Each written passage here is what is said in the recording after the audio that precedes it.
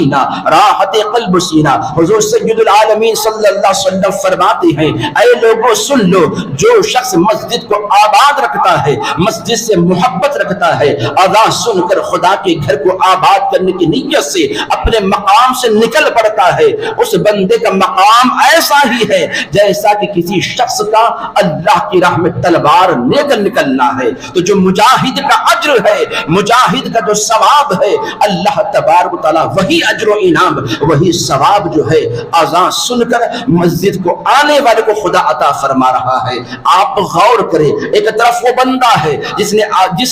نے اسلام کی سربلندی کی خاطر، مذہب اسلام کی بقا کی خاطر، اسلام کی نشو و نما کی خاطر، اسلام کو سربلندیوں پر پہنچانے کی خاطر اپنی جان کی پرواہ نہ کرتے ہوئے، اپنی جان کا نذرانہ دینے کی نیت سے اپنے گھر بار کو چھوڑ کر، اپنے بیوی بچوں کو چھوڑ کر، اپنی آل اولاد کو چھوڑ کر، اپنے کاروبار کو چھوڑ کر، اپنے شہر کو چھوڑ کر جس نے میدان جنگ میں پہنچ گیا، تلوار لے کر میدان میں اترا ہوا ہے، دشمنان اسلام کا مقابلہ کر رہا ہے، اب اس بات کی امید نہیں ہے وہ واپس بھی آ سکتا ہے، یہ ممکن ہے وہ دنیا سے انتقال بھی کر سکتا ہے۔ بندہ اپنی جان کی پرواہ نہ کرتے ہوئے جو اجر و انعام میدان جنگ میں حاصل کر پاتا ہے، میرے آقا فرماتے ہیں رب وہی اجر و انعام ان بندوں کو عطا فرماتا ہے جو اذان کی آواز سن کر خدا کے گھر کو آباد کرنے کی نیت سے اپنے مکانوں سے یا اپنے دکانوں سے چل پڑتے ہیں۔ تمہارا مسجد کو آباد کرنے کے لیے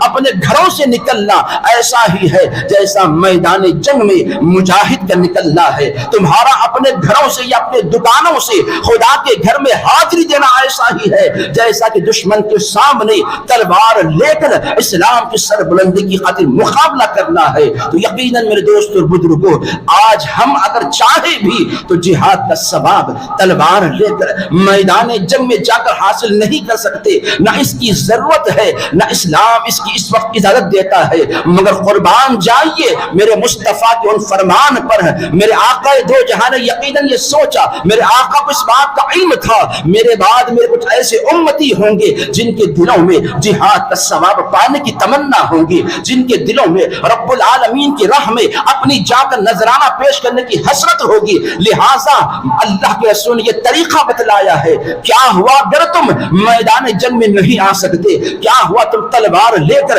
دشمنوں کا مقابلہ نہیں کر سکتے؟ اگر وقت تمہیں اس کی اجازت نہ دے، تمہیں پرواہ کرنے کی ضرورت نہیں ہے۔ جب اذان کی آواز سنو، اپنے گھر کو چھوڑ کر، اپنے کاروبار کو چھوڑ کر اگر تم مسجد کو نکل پڑتے ہو، تمہارا مسجد میں حاضری دینا میدان جنگ میں آنے کی طرح ہے۔ رب تمہیں اس وقت جہاد کا ثواب تمہارے نام اعمال میں درج کر دیتا ہے۔ تو لہذا سامعین اکرام، یہ سعادت مندی، یہ خوش نصیبی ان لوگوں کے مقدر میں ہے جو اللہ کے گھر سے محبت رکھتے ہیں، جو خدا کے گھر کو آباد رکھتے ہیں، جو خدا جل جلالہ کے گھر کا ادب و احترام کرتے ہیں۔